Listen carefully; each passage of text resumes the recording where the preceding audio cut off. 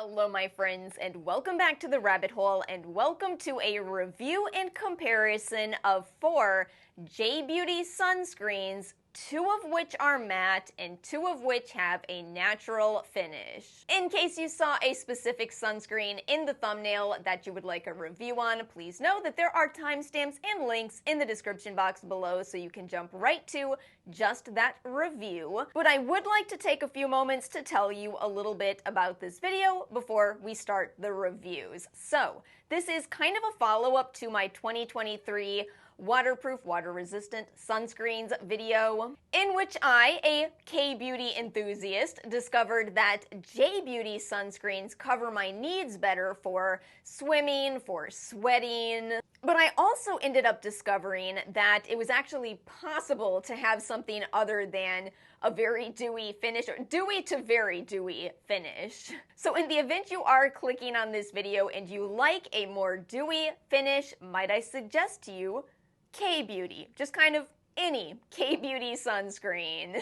However, if you too want a more natural or matte finish, stick around for this video. Because what I did for this video is I bought 4 reformulations, 2024 versions of sunscreens that I had liked in the past. I did buy all of these sunscreens with my own money. I bought them from the Stylevana website, which is primarily what I am going to link you in the description box below. I did notice that one of these has 30-day availability, so a heads up, probably don't buy that one from Stylevana. You might want to buy that through YesStyle instead. And let's chat a little more about jbeauty sunscreen as a whole. Jbeauty meaning Japanese beauty. I've talked about this before, but it is difficult to find English translations of the ingredients lists on these products, which can get kind of tricky if you're like me and you have certain allergies. Because it's not even just about finding the translation, it's about translating the translation into the inky that we are used to. I did do that for today's video. We do not have to talk about how long it took me. We do not have to have that conversation.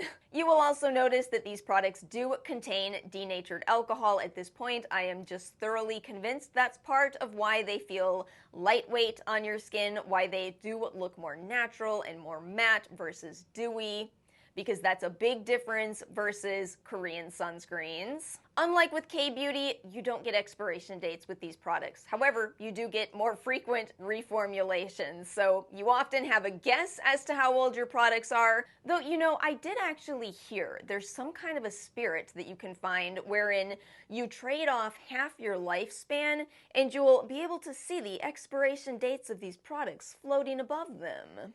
In a big contrast, not to K-beauty, but to Western beauty, I find these are so easy to remove. I noticed that each one of these, while they have these long-wearing claims, every one of these is a waterproof sunscreen, water-resistant up to 80 minutes. Every one of them has that claim, and yet every one of these is easy to remove. No double cleanse required. And finally, the prices. Oh, the prices of these. It is so hard to beat these. And you know, I've heard that for as good as these prices are for those of us shopping YesStyle or Stylevana, some of you have told me in the comment section below that it's even less expensive in Japan.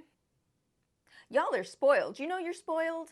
You will also notice that in today's video, we are mostly doing gels and we have 1 milk. There are, let's say, 3 main categories in jbeauty sunscreens. They will be labeled as either a gel, a milk, or an essence. These are divided roughly by skin type. Milks are typically for oily skin. They are probably going to look the most matte. So, you know, even though I have dry skin, I prefer a matte finish. Therefore, this was my favorite matte sunscreen. No spoilers yet. Gels are supposed to be for more normal skin types, and you will notice that in general, these are more of a natural finish, and then essences are for dry skin, and this is where you can find the more dewy and more glowy finish. I think that's enough of an intro. Let's get into the reviews. No, one more thing. I just want you all to know, you may think that I didn't commit to the theme in the way I dressed today, but you would be mistaken. Because I am covered in stars, therefore I am actually the most committed to a video about sunscreen. We are starting off this video with the category of the natural finish sunscreens, and I just kind of want to start this video with my personal favorite sunscreen in the whole video. You know, it ended up being the Nivea UV Super Water Gel EX SPF 50+, PA4+. This really surprised me, as the old version, we're still not sure if this is an addition to the collection or a reformulation, but this older one, it wasn't my favorite. This one just feels improved in so many ways. While this is my favorite, I recognize it won't be for everyone because it does contain not only alcohol but also some fragrance, and I'm not here to tell you how to feel about those ingredients. I am comfortable using those personally. If you are not, that's okay. But I have to admit, I like the smell of this. Some of these sunscreens that don't include fragrance they smell like spirits, whereas this just has a nice floral scent to it. They are saying that this product now has 70% toner in it, with the idea being that this is supposed to feel like you are just applying water to your skin. Listen, it does. I don't know how you could take a good sunscreen and make it this much better, but this actually feels just like you are applying a nice, pleasant moisturizer, except it's actually an 80-minute water-resistant sunscreen. The texture of this sunscreen is perfect, again, like a light moisturizer, not too runny. It's just thick enough to make it easy to work with. I think the only real catch with this, and this is going to be a catch with any of these sunscreens in this category, is that I think it's easy to under-apply these just because of how beautifully they sink into your skin. This one is using 4 sunscreen filters. We have octinoxate, Uvinol A+, Uvinol T150, and Tinosorb S, so you get absolutely no white cast when applying this. My bottom line with this one is this is as close to perfect as I feel you can get in a sunscreen, again, as long as you are okay with those 2 red ingredients. If you're okay with those, it's really going to be hard to beat this. But let's go ahead and talk about the Skin Aqua Super Moisture Barrier UV Gel SPF 50+, PA4+, now in quite pretty packaging. It's actually kind of wild how similar this one is to our last product we talked about. I'll go ahead and put that up on the screen so you can see what I'm talking about. Same exact filters, and this one does not include the word fragrance. You would think that I, as someone with a bit more sensitivities, would actually prefer this one. However, if you remember back when I did my jbeauty review, I tried to use the Skin Aqua, the older version, for a month on my face, and that did not go well. I noticed that my skin was kind of drying out, just not thriving when I wore this, at least every day. So what I ended up discovering is that this is great. This is fantastic for wearing on my body. Skin Aqua also claims that they have added some ingredients in this that help to protect from the environment, from pollution. Overall, it's good. It's a good product. I'm sure there are plenty of people that enjoy this on their face as well. Let me know in the comments if any of you know what I'm talking about with it's okay to use it sometimes. I mean, I'm wearing this one today for context, but just too much of it on my face, it just doesn't go well. So my personal conclusion with this, I will absolutely keep buying this. It is also incredibly affordable, by the way, one of the more affordable per ounce options in this video. But yes, for me, it is primarily a body sunscreen, and more specifically, the body sunscreen that I choose when I'm going to be doing outdoor activities. We are moving into my 2 matte sunscreens for this video, and I just want to say, if you are thinking about skipping this one because it's not that popular, you should stay. You should watch that section because it's going to end up being very interesting. So let's talk about this one. I originally reviewed the very popular Biore Watery Essence SPF 50 PA4+, but I didn't like it because I don't like dewy finishes. My skincare routine already leaves my dry skin so dewy.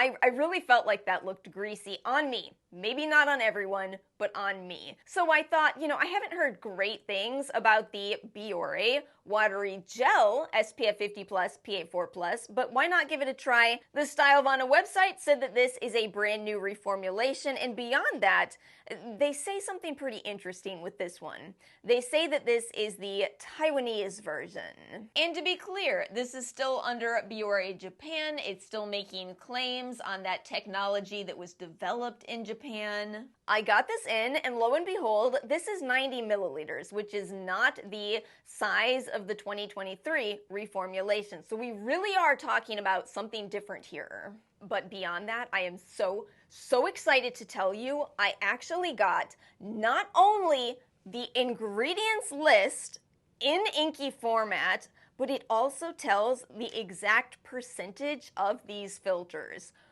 We never get this information. You realize what we might be talking about here is, again, the difference in regulations between Japan and Taiwan, apparently. Who knew? So this is so interesting to see. Again, I'm just going to be honest with you in this video that this is not my favorite sunscreen. I feel like there's probably someone who does like this one, but it's not my favorite because, frankly, it's got a little bit too much of a white cast. Bearing in mind, I have a pretty fair skin tone, so if you are, much deeper toned than my skin, probably don't buy this. Nonetheless, is it not interesting to get to finally see the percentage of these filters? And look at this. Who would have thought that they're not even calling titanium dioxide part of the formula? No, they are saying this is a chemical sunscreen, possibly with that titanium dioxide added in either as a booster or to give that tone-up effect. And there's actually the manufacturing date on this, not the expiration date, but I'll take the manufacturing date. So this was made January 5th of 2024. Very interesting. Which is why in my graphics it says probably 2024. To the credit of this sunscreen, they are claiming that it has excellent adhesion, and I've got to say, I actually do like the way this sits on my skin. I'm just not the biggest fan of that slight white cast. So again, there could be people that absolutely love this. For me, it's my least favorite in the video, and yet I'm so glad I got this just for all of this information. Let's finish up this sunscreen video with what was formerly my favorite sunscreen. This one has now been reformulated, and doesn't it look very similar? This is the Suncut UV Perfect Milk SPF 50+, PA4+. Frankly, the only difference I saw between these is that I had to make a note of which one is the old one. The old one says super waterproof on the front, the new one doesn't. And shrinkflation. The new one is 50 milliliters instead of 60. I feel like this sunscreen actually has the most different formula in this entire video. We have zinc oxide, so this is a true hybrid sunscreen. We have octinoxate, we have Parsol XLX, Uvenol A+, and Tinosorb S. I once again like the finish of this, but with this new reformulation, I just have to say, they've made it more runny. When a sunscreen's texture is more runny, it takes me longer to apply it. I don't know if it's just me. So this was formerly such a fast matte sunscreen to apply, and now it's a little bit slower. I don't hate it though, and to the credit of Kose, it is possible that maybe they fixed the pilling issue. As I've talked about before, I never had pilling with the old version of this, but I know a lot of people did. So perhaps now with this new, more watery texture, maybe now everybody will experience no pilling. A quick refresher on pilling. Pilling shouldn't happen with the product. It's more of an interaction between ingredients, so it's more likely that maybe your moisturizer and this sunscreen pill than the sunscreen itself pills. One more thing I want to say with this sunscreen, it's the only sunscreen in this video that makes friction-resistant claims. Very interesting. I feel it too. This one definitely stays in place very well on your skin. So still may be worth it. I'm going to have to overcome that situation where, something that was perfect for you has now changed. I don't think it has to be a deal breaker, but it's hard. It's hard. I didn't want change. I wanted it to stay the same. All right, my friends, that brings us to the end of today's video. As always, let me know your thoughts in the comment section below. Let me know if you've tried any of these. Let me know if you have found any other sunscreens that you love that are also matte or natural. If you enjoyed this video, make sure to like and subscribe. I hope you all have a most wonderful weekend, and I will see you all next time.